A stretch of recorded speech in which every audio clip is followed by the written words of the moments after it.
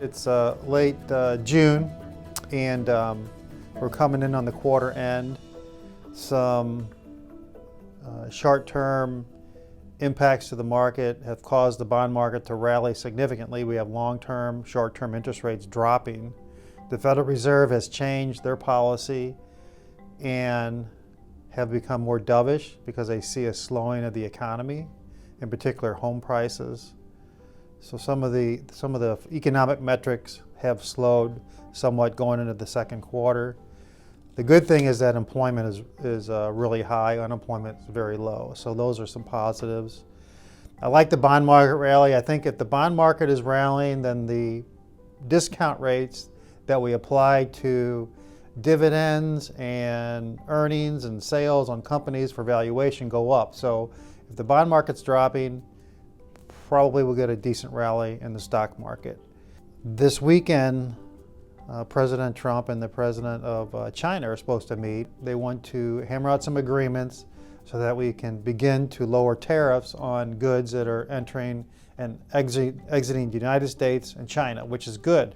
It's going to be good for the stock market, in my opinion, because a lot of the bottlenecks and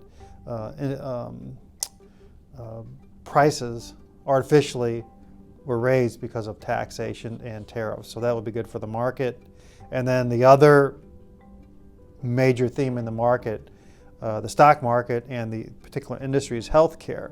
So we're coming up on some pretty important pivot points going into the second half of the year.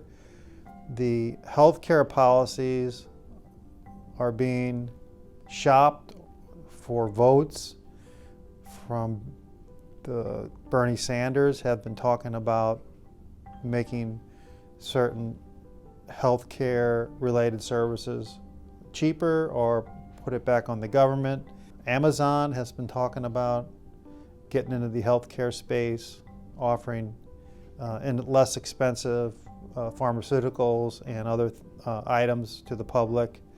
And then Trump recently signed a bill that will disclose pricing of certain procedures in the hospital. So I think that as we go into the second half of the year, some of these healthcare related policies, discussions have held the stocks in that space down. And so if we get some type of relief, either in a trade war, the pricing of pharmaceuticals or medical services, I think we'll get a decent valuation adjustment in that particular space.